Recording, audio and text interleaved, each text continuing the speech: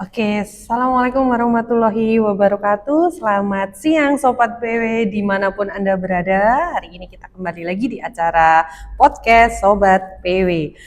Pada siang hari ini saya Agrista, saya akan menemani Anda semuanya di acara podcast Sobat PW ini. Dan pada siang hari ini adalah siang yang sangat luar biasa, spesial sekali karena kita kedatangan narasumber yang luar biasa.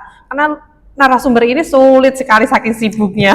Oke, baik. Selamat siang Dr. Reza Aditya Mahendra, spesialis paru. Selamat siang Dok. Oke, terima kasih ya Dok untuk siang hari ini. Mohon maaf merepotkan. Kita berjumpa lagi Dok. Oke, jangan sibuk tapi sudah berkenan lah Dok ya menyempatkan waktunya menyapa Sobat PW di rumah. Oke, Dokter, hari ini sehat ya Dok hari ini? Alhamdulillah sehat Mbak. Alhamdulillah, panas Dok di luar ya, semoga kita selalu berkesehatan. Baik Dokter, hari ini nanti kita akan membahas, kemarin kita sempat membahas tentang permasalahan TB ya Dok ya di lingkungan kita. Jadi TB itu adalah penyakit TBC ya Dok ya, mungkin awam taunya ya. Ini nanti kita akan membahas, jadi kan ini lagi hangat-hangatnya Dok.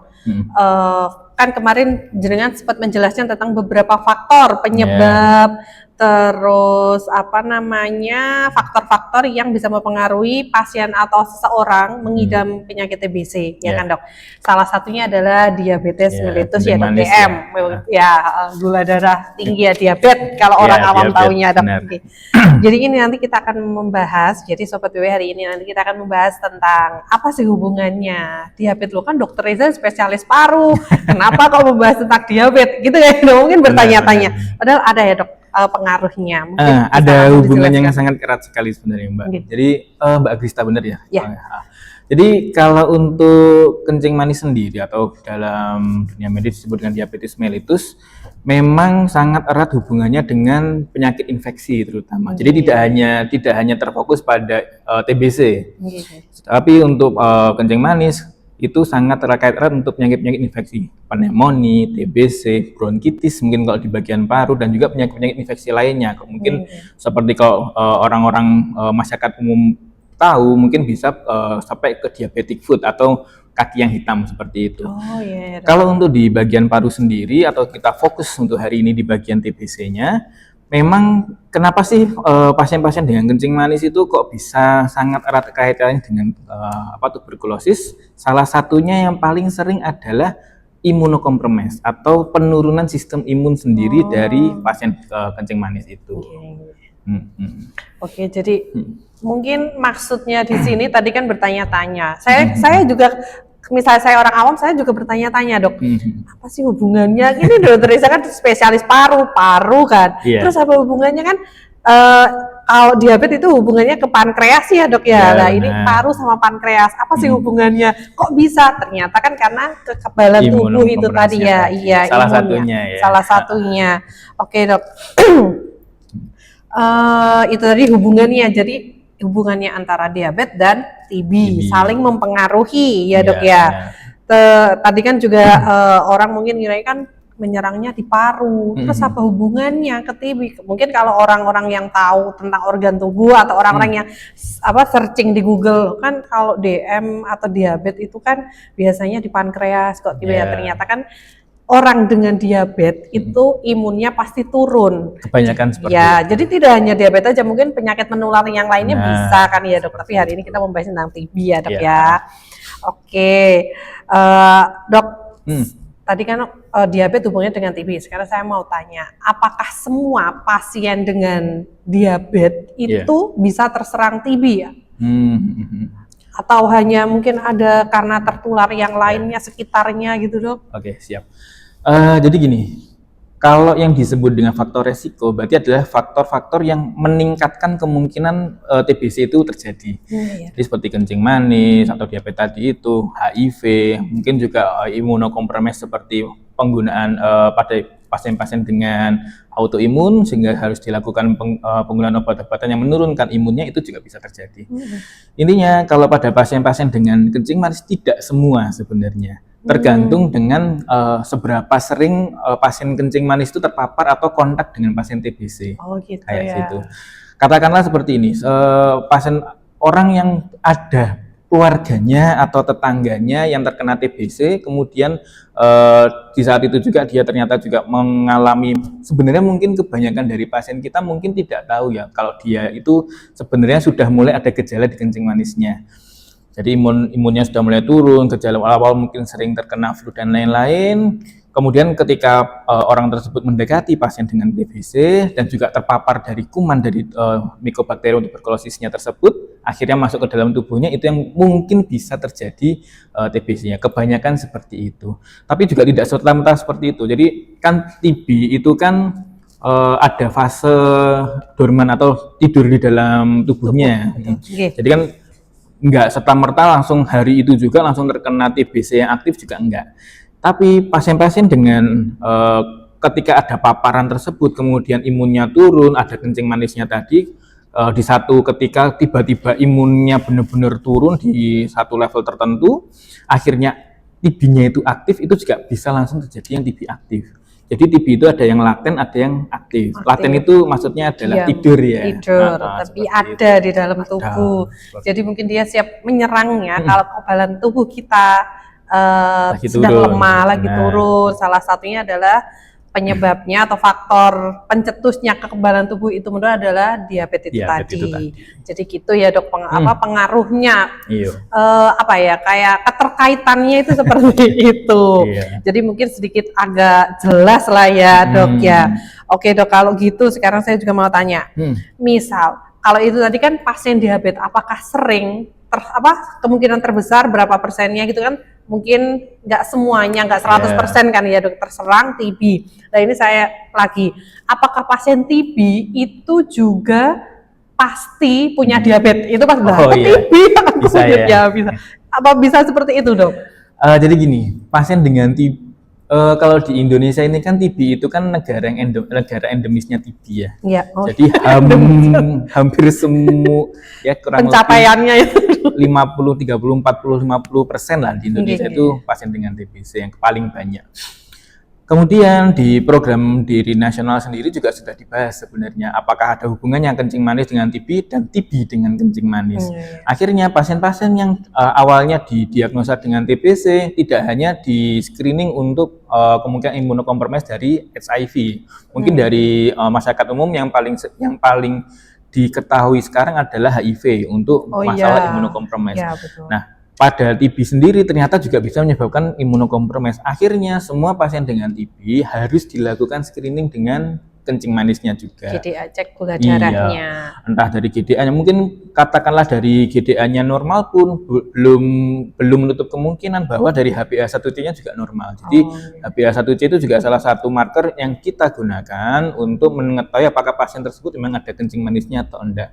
Jadi soalnya kadang gini, pasien dengan TB kebanyakan ketika di fase awal atau fase laten itu tidak ada gejalanya. Sama dengan pasien-pasien dengan kencing manis. Dua penyakit ini ketika di fase awal pasti tidak akan ada gejala, masih bisa aktivitas normal, nggak ada batuk, nggak ada sesak, nggak ada mungkin kalau kencing manis tiba-tiba lemes dan lain-lain itu nggak ada. Tapi ketika imunnya turun, ternyata ketika dicekkan dari dokter paru, di foto ronsen dan juga di tes dahaknya positif terkena TBC. Kemudian dari screeningnya ternyata memang bukan kebanyakan sih, beberapa ternyata juga baru diketahui adanya kencing manis. Jadi pasien tersebut juga kadang-kadang tidak tahu saking nggak ada nih gejala dari awal. Gitu ya dok ya, karena biasanya kalau diabetes sama kalau TB kan kalau TBC kan cenderung tanda gejalanya kelihatan ya dok ya, terasa. Tapi kalau diabetes itu mungkin soalnya kan pola hidup ya, jadinya dia merasanya ya udahlah makan manis, konsumsi manis, pola hidupnya ya kan ya dok, kurang olahraga, terus tiba-tiba gemuk, terus tiba-tiba kurus gitu. Wah aku berarti ini dietnya berhasil, ternyata dia ya bisa sih. Terus dok mau tanya lagi nih dok, kapan sih dok kita melakukan screeningnya itu untuk pasien DM itu kapan? Apakah saya sudah terdeteksi diabetes, saya harus cek TCM ya, foto torak atau TCM. Padahal saya nggak mengalami apa-apa. Kapan itu? Apakah harus menunggu ada tanda gejala dulu baru dicek seperti itu, Dok? Oke, maaf. Kalau untuk screening dari TB-nya sendiri, sebenarnya yang paling mendasar adalah ketika adanya kontak sih Mbak sebenarnya. Jadi ketika sudah ada kontak, katakanlah dari keluarganya sendiri yang paling dekat, ternyata ada salah satunya yang positif terkena TBC, segera mungkin dari memang kalau dari nakes sendiri atau petugas kesehatan sendiri pasti sudah ada program untuk screeningnya, terutama dari puskesmas ya.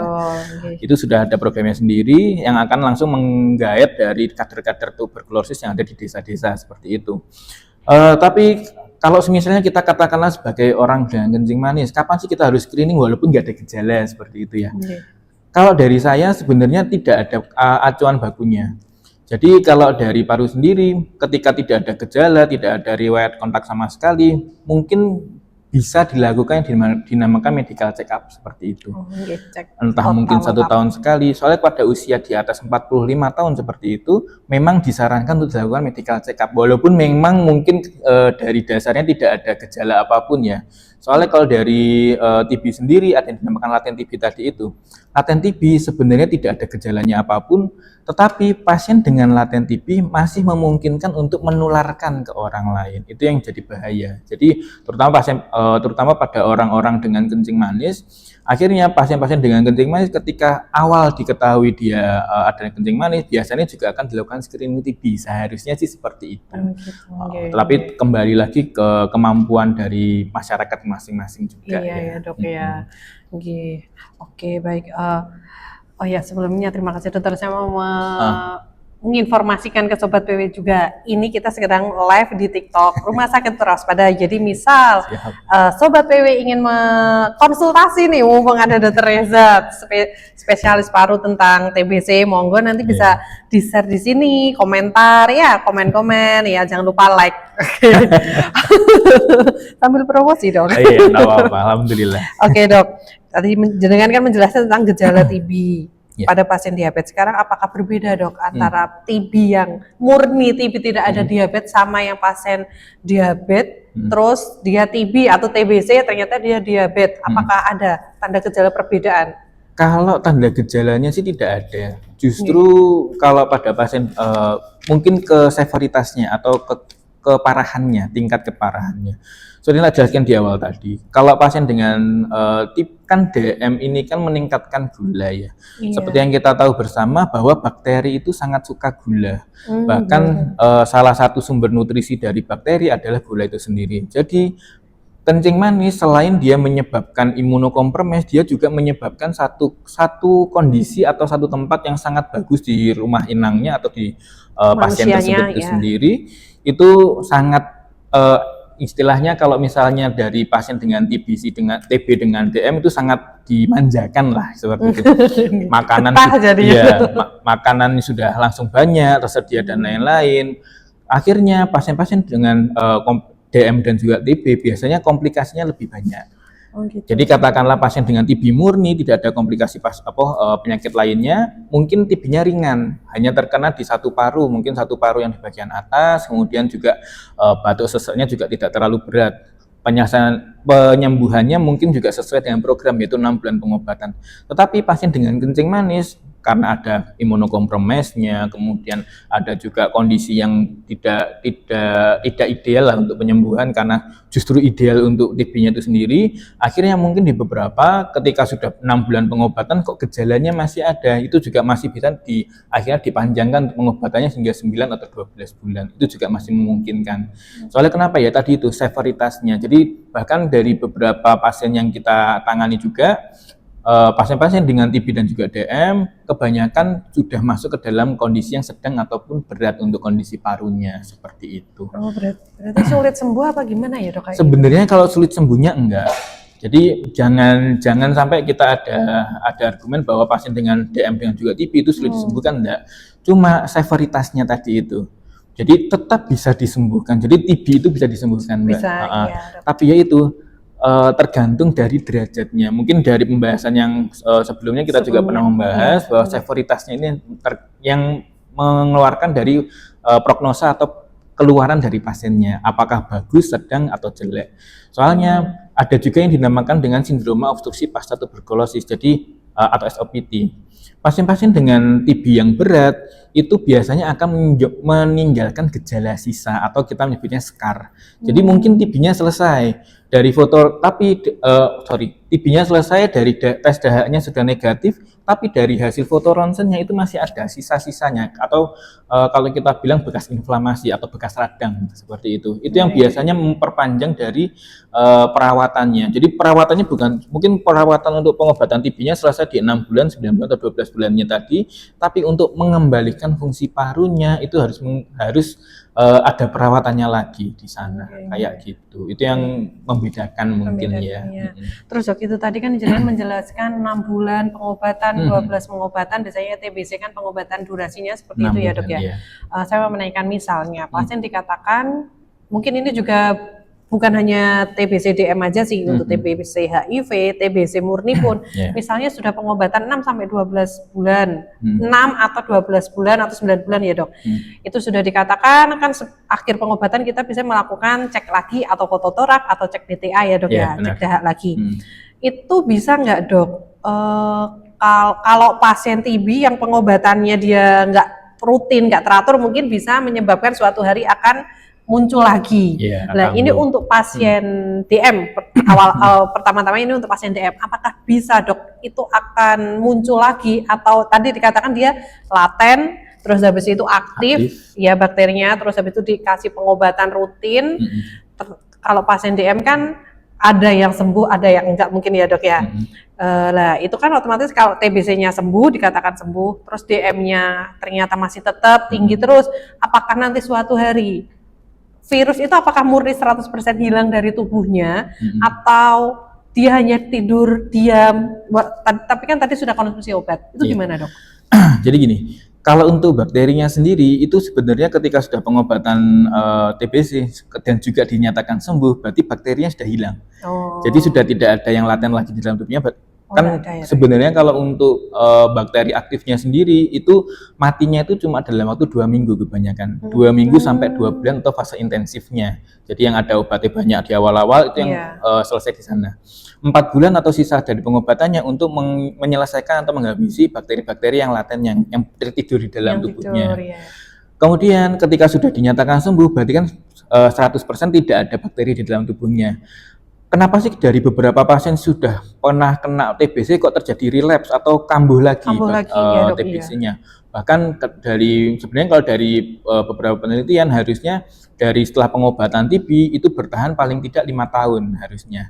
Tetapi dari beberapa juga kasus yang di lapangan akhirnya ada gejala, katakanlah 1 tahun atau 2 tahun setelah pengobatan, pasien tersebut akhirnya kembali lagi ke kita dengan gejala yang serupa dan dites lagi dari dahaknya ternyata kembali positif, itu juga masih memungkinkan. Penyebabnya banyak.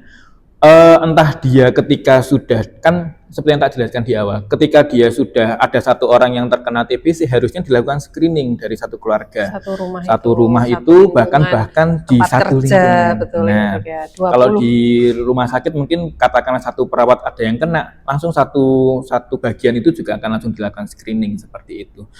Selama untuk proses screeningnya ini tidak maksimal, maka bisa juga terkena ketularan dari sana. Jadi akhirnya menjadi lingkaran setan di sana. Itulah kenapa kok pengobatan kan TB ini kan diketahui udah lama kan, entah puluhan tahun yang lalu seperti itu. Kok nggak selesai di Indonesia? Bahkan target di 2025 juga akhirnya dimundurkan ke 2030. Malah semakin meningkat ya dok? Iya. Meningkatnya itu karena kesadaran kita semakin bagus mbak sebenarnya. Oh gitu. Jadi screeningnya ya untuk penentuan suspeknya. Karena di awal-awal mungkin kelihatannya angkanya menurun sempat. Itu karena screeningnya di tahun-tahun 2010-an awal itu mungkin nggak sebagus sekarang. Sekarang karena kita mungkin semua masyarakat sudah mawas untuk kesehatan dan lain-lain, justru kalau meningkat ini tandanya bagus sebenarnya. Jadi screeningnya kelihatan semua kayak gitu. Daripada nanti kita menyembuhkan 1 orang, ternyata dari keluarganya ada yang kena, akhirnya kena lagi. Apalagi kalau orang tersebut ada kencing manisnya tadi, imunokompromis. Ternyata katakanlah suaminya yang kena, kemudian ibunya ini diem baik, kemudian setelah dilakukan screening dia Soalnya kalau dilakukan screening di awal, memang gejalanya itu nggak ada gejala, dari foto ronsennya pun mungkin masih bagus dan lain-lain, tapi 6 bulan setelah pengobatan bapaknya, ibunya ternyata dalam waktu itu juga batuk-batuk terus tapi nggak mau periksa.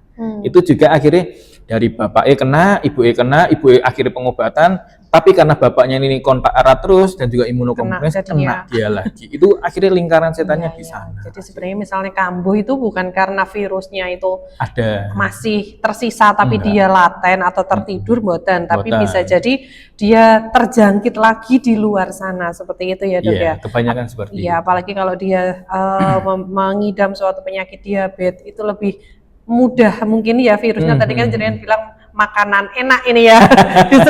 Jadi inangnya itu memberikan makanan enak ke bakterinya seperti sekali. Itu ya. bisa dok. Oke dok. Jadi tetap bisa sembuh ya dok ya. Iya pasti bisa sembuh. Tapi mungkin kalau diabetes agak sulit atau gimana gitu ya dok. Iya, severitasnya tadi itu keparahannya ya. Iya dok. Ngapunten ya dok, mungkin agak melenceng sedikit sih dok ya. Cuma gini, apakah pasien TBC itu otomatis gini, pengobatannya itu kan diabetes, ya dia dikasih pengobatan diabetes, sebelumnya dia tidak tahu dia mengidam TBC. Terus habis itu apakah pengobatannya pasien diabetes murni sama pasien diabetes TBC itu apakah ada khususnya yang mengaruhi obat TBC-nya itu loh dok?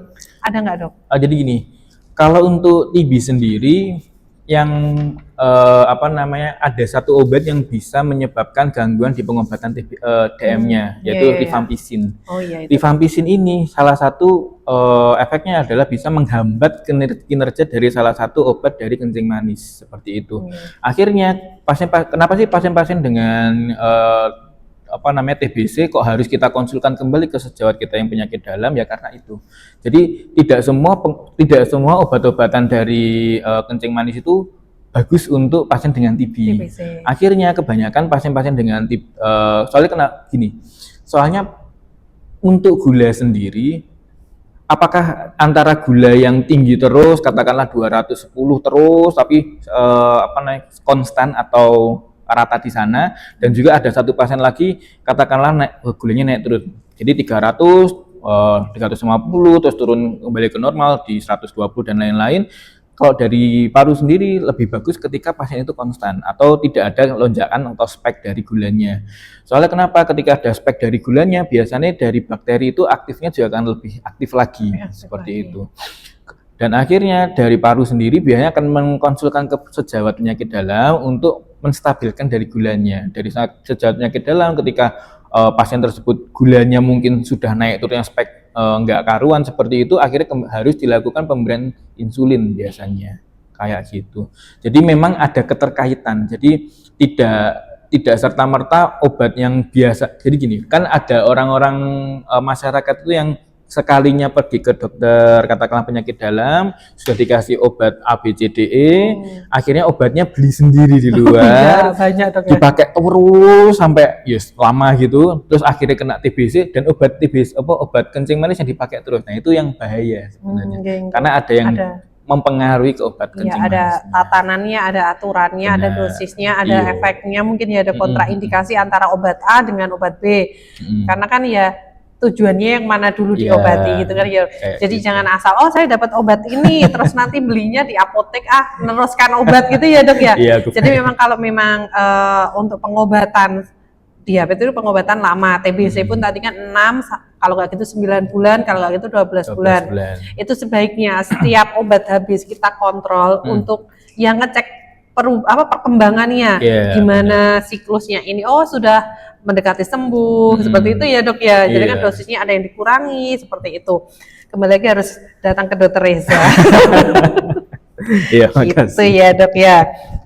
Terus dok, tadi kan jenengan menjelaskan, kalau pasien diabetes itu nanti pengobatannya seperti ini. Tantangannya ada nggak sih? Ada perbedaan tantangan nggak dok antara pasien jenengan mengobati pasien TB murni sama pasien TB dengan diabetes? Ada nggak tantangannya dok? Kalau tantangannya ya itu tadi di keparahannya di awal itu ya. Jadi kekebalannya ya dok ya.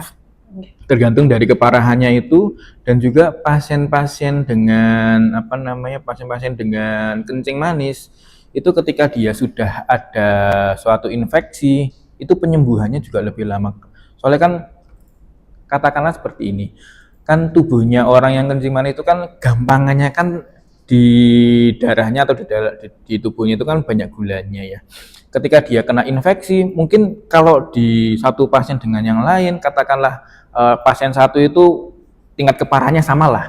Kita berargumen bahwa tingkat keparahannya sama dari pasien A yang tidak ada kencing manisnya, katakanlah tingkat keparahannya ringan, pasien B dengan tingkat keparahan juga ringan juga, tapi dengan kencing manis.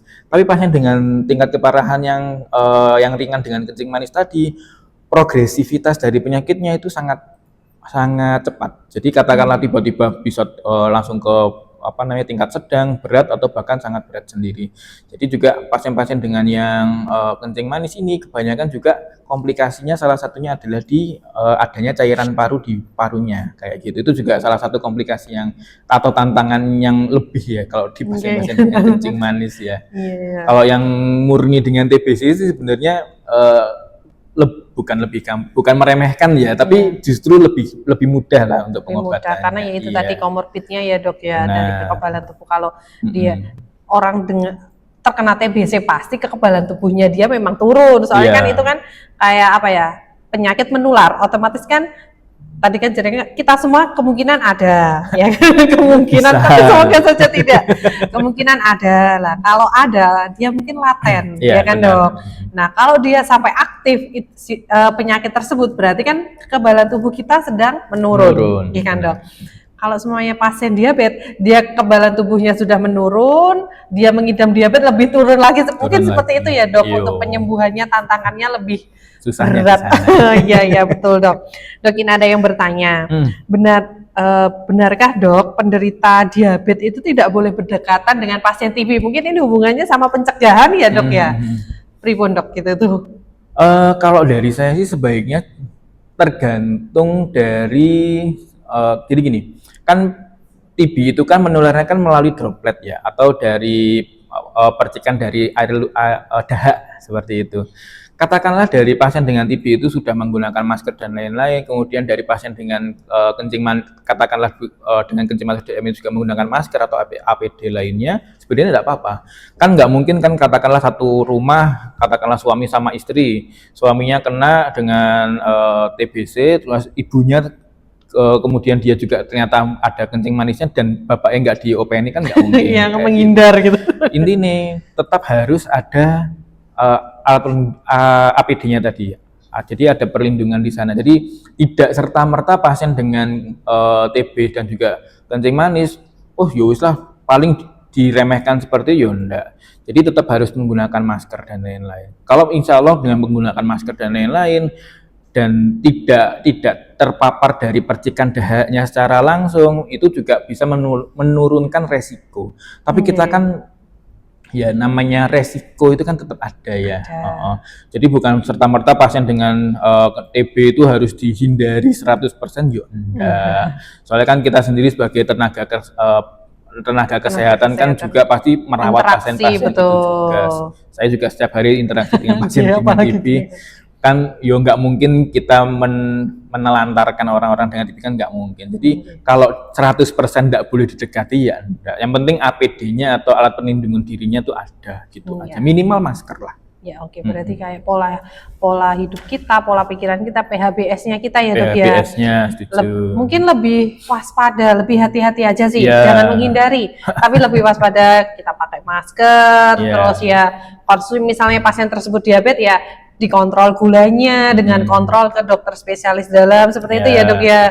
Terus habis itu kayak konsumsi vitamin dan sebagainya. Intinya kita menstabil, nggak usah orang diabetes, kita aja ya dok. Jenengan kan orang sehat ya dok ya. Amin ya dok. Otomatis kan tipsnya tadi kan jenengan bilang saya sering terpapar dengan orang penyakit TBC, saya merawat kan nggak mungkin menjauhi pasien-pasien tersebut. Kan tipsnya kan ya itu tadi ya dong, mungkin menjaga pola hidupnya, ya kekebalan tubuhnya ditingkatkan dengan konsumsi vitamin, olahraga seperti itu kan ya dok ya. Jadi jangan itu ada pasien TBC, saya nggak mau ada misalnya satu rumah, terus habis itu saya nggak mau merawat, saya ada diabetes kan kasihan juga. Soalnya kalau pasien TBC itu menurut saya itu butuh support system juga ya dok ya. Karena semua penyakit itu bisa sembuh sebenarnya, penyakit menular bisa sembuh, tapi hanya gimana sih cara kita menyembuhkannya seperti Benar. itu ya. Rutin kontrol ya dok ya, konsumsi obat ya, jangan asal beli obat, tanya dulu ke pakarnya ya kan, ke dokter, benar. konsultasi, terus habis itu pola hidupnya dirubah, yang dulu makan junk food, manis-manis ya dok sekarang ya, di mana-mana sekarang teh instan itu dok, itu iya gulanya tinggi itu coba ya oke, kita mungkin mengikuti ya dok, tapi tetap olahraga seperti itu kan ya dok. Oke dok. Tadi ya, ini ada pertanyaan bagaimana peran pola makan, olahraga dan kepatuhan minum obat dalam mencegah komplikasi. Maksudnya komplikasi mungkin ini pasien kalau sudah terkena diabetes, terus gimana komplikasinya adalah TBC seperti itu, atau TBC dia takut, oh berarti kalau gula darah saya tinggi nanti takut lebih tinggi, mungkin ini ya tadi ya dok, peran pola makan. Mungkin ini tips dok, jadinya tetap sehat bugar ini gimana, mungkin itu yang makasih loh. walaupun jenengan sering terpapar oleh pasien-pasien TBC, tapi jenengan kan tetap sehat bugar sampai sekarang. Ini mungkin tips ini dok yang ditanyakan. Jadi gini, intinya kalau yang sering diajukan dari dokter-dokter sendiri adalah di hidup yang tidak sedentary atau tidak diem di tempat terus.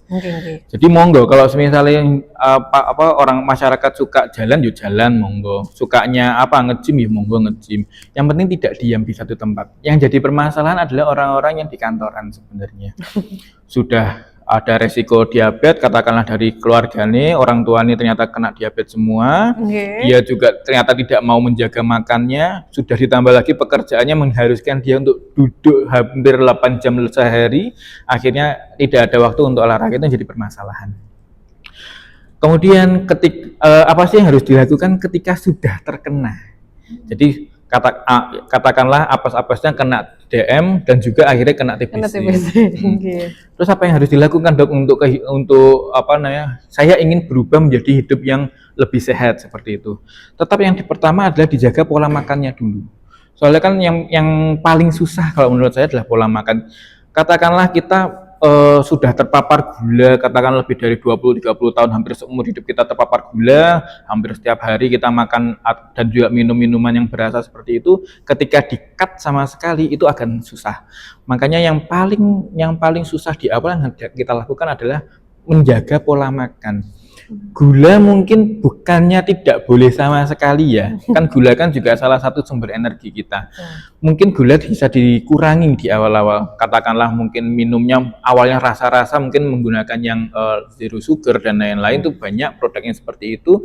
Lebih bagus lagi kalau menggunakan air putih kayak gitu. Jadi katakanlah rasa-rasanya mungkin boleh seminggu sekali, katakanlah cheating day-nya dalam 7 hari itu hari Sabtu aja, di weekend monggo, di hari lainnya menggunakan air putih. Intinya kembali ke kebijakan dari masyarakat itu sendiri, dan juga ditambah dengan olahraga tentunya. Kemudian yang satu lagi yang harus diingat bahwa pasien-pasien dengan penyakit paru, nggak hanya pasien dengan TBC, jangan serta-merta ketika penyakitnya itu ada kemudian diajak olahraga sama katakanlah keluarganya, langsung ikut yang olahraga yang berat. Aerobik lah, diajak tenis lah, diajak badminton, kemudian saking kompetitifnya orang tersebut akhirnya berlebihan. Kenapa? Karena parunya kan lagi terluka. Ketika paru itu terluka, oksigen yang masuk ke dalam tubuh itu nggak akan maksimal. Itu yang jadi permasalahan ketika orang mungkin ada katakanlah penyakit TBC, kemudian diajak ayo olahraga ben sehat awake. Akhirnya diajak katakanlah tenis kayak gitu, oksigen yang masuk berkurang, akhirnya terkena ke tempat lain, salah satunya otak. Itu yang jadi permasalahan utama. Kebanyakan seperti itu yang bahaya. Iya dok ya. Iya, soalnya biasanya gitu, kalau siapapun terjangkit penyakit pasti ayo olahraga. Baru merubah pola hidup dok. Terus olahraganya ekstrim, nge-gymnya itu bukan yang status, ternyata malah nggak boleh. Malah jangan, harus bertahap. Iya, bertahap. Ya ringan-ringan aja, soalnya kan memang kalau dia kena TBC otomatis tadi Jiren bilang paru-parunya sedang terluka, otomatis kan ya organ tubuh kita itu tidak 100% ya kan dok. Setuju. Tetap olahraga tapi yang ringan-ringan saja dulu. Seperti jalan, seperti itu tadi. Terus tadi Jiren menjelaskan tentang pola hidup. Oh dok, bisa diminum. Aman ya dok ya. Ya itu misalnya pola hidup dirubah.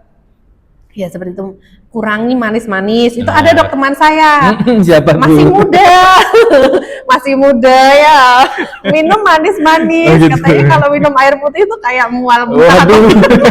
Sekarang semoga dengan apa yang jenengan jelaskan atau mungkin nanti sobat PW bisa dengan penjelasan dokter Reza, oh ya aku harus merubah. Boleh ya dok konsumsi kayak ya anak-anak gaul sekarang gitu ya dok. Tapi setidaknya kan tetap air putih itu penting. Iya, yang ya, paling dok. utama air putih. Boleh 1 kali 2 kali, kalau berlebihan itu kan nggak baik. Sesuatu hal yang berlebihan nggak baik ya kan. Benar.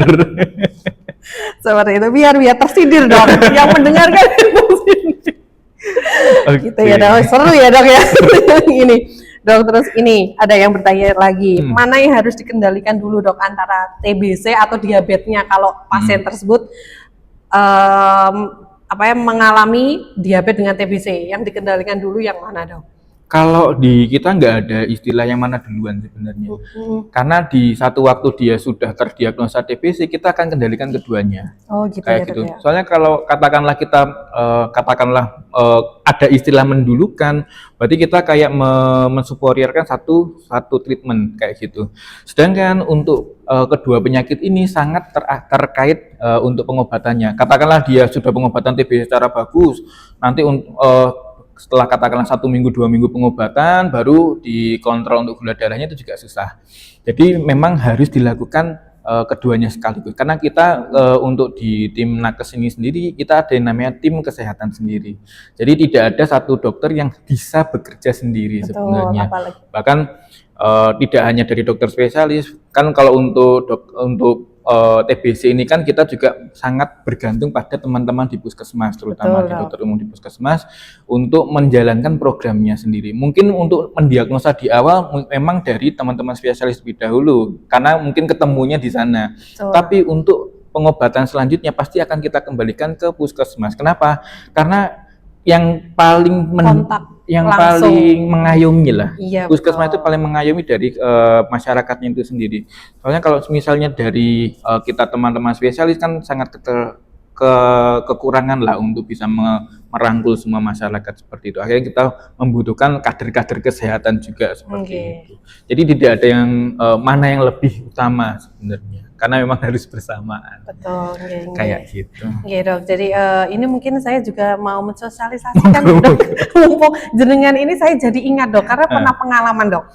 Jadi gini, untuk sobat PW semua yang ada di rumah dimanapun Anda berada, jadi misalnya nanti jenengan, ya semoga tidak ya, atau mungkin pokok pengidam pasien TBC, pengidam TBC, dari pihak rumah sakit pasti akan kita melakukan investigasi kontak dok ke puskesmas.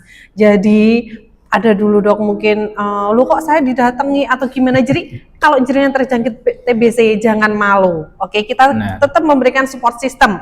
Lingkungan kita memberikan support system dan juga orang-orang sekitar kalau bisa jangan dijauhi. Ya, kita yang sehat-sehat kita waspada aja dengan cara ya tadi menjaga pola hidup, PHBS, pakai masker dan sebagainya. Jangan dijauhi ya.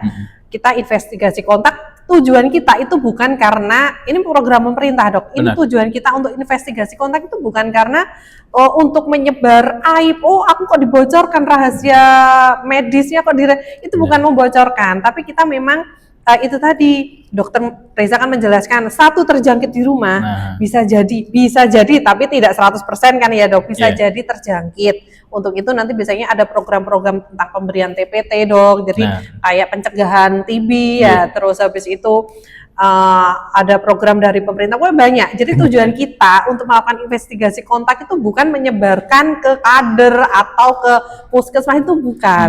Tapi memang tujuan kita adalah untuk mengawasi jenengan-jenengan yang terjangkit TBC seperti itu ya dok ya. Setuju. Salah paham dok.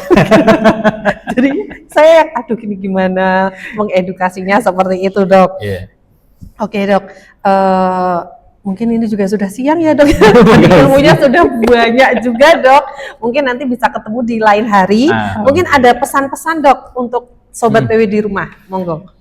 Oke, terima kasih Mbak. Jadi kalau untuk pesan-pesannya sendiri, setuju saya dengan pernyataan jenengan tadi, bahwa untuk pasien-pasien dengan TB, jangan sampai jenengan tuh malu. Kenapa? Karena pasien-pasien dengan TB ini kan sebenarnya juga tertular Jadi Betul. bukan sebagai pelaku utama. Betul. Jangan Korban. sampai pasien-pasien dengan TB ini dikucilkan karena dia itu juga sebagai korban sebenarnya. Dan kalau misalnya kita ingin mencari sumber, katakanlah kita mencari pelaku utamanya, ya kita harus mencari dari berpuluh-puluh tahun yang lalu yang menyebarkan TB pertama kali. Kan tidak mungkin dilakukan sekarang juga kayak gitu. Oleh karena itu dari masyarakat sendiri sebaiknya kalau ada pasien dengan TB sebaiknya dirangkul. Dan juga keluarganya jangan sampai katakanlah satu orang kena TBC kemudian dikucilkan dan nggak mau dirawat, ya jangan. Karena sekali lagi, pasien dengan pengobatan TB minimal pengobatannya itu 6 bulan dan itu sangat lama. Kalau misalnya udah pengobatannya lama, kemudian dikucilkan dari tetangga nih diomongi terus, yo akhirnya yang terkena adalah depresi akhirnya. Itu juga mungkin salah satu isu yang jarang diangkat. Jadi pasien-pasien dengan pasien kronis, kan TBC juga salah satu penyakit kronis, itu yang paling jarang diangkat adalah depresi. Jadi apabila sudah ada gejala yang mengarah ke sana, ya jangan malu-malu juga pasien-pasien dengan TB untuk segera ke dokter psikiatri. Yang saya sebutkan tadi, satu dokter tidak bisa berjalan sendiri, pasti harus merangkul teman-teman sejawat yang lainnya. Kayak gitu, Mbak. Oke, terima kasih dokter. Jadi seperti itu ya Sobat BW. Kembali lagi, support system itu penting untuk semua penyakit untuk meningkatkan tingkat derajat kesehatan kita. Oke dokter. Oke, jadi misalnya nanti Sobat BW ada tanda gejala dari TBC atau keluhan, batuk dan sebagainya, nanti monggo langsung konsultasi, datang memeriksakan diri ke Dokter Reza. Prakteknya setiap di Rumah Sakit Purwaspada setiap Senin sampai Jumat jam 16 sampai jam 18 dan hari Sabtu jam 9 sampai jam 11. Ngaten nggih dokter nggih. Baik, terima kasih Sobat BW, sobat yang ada di TikTok maupun di sosial media RSPW yang lainnya. Terima kasih untuk hari ini. Assalamualaikum warahmatullahi wabarakatuh.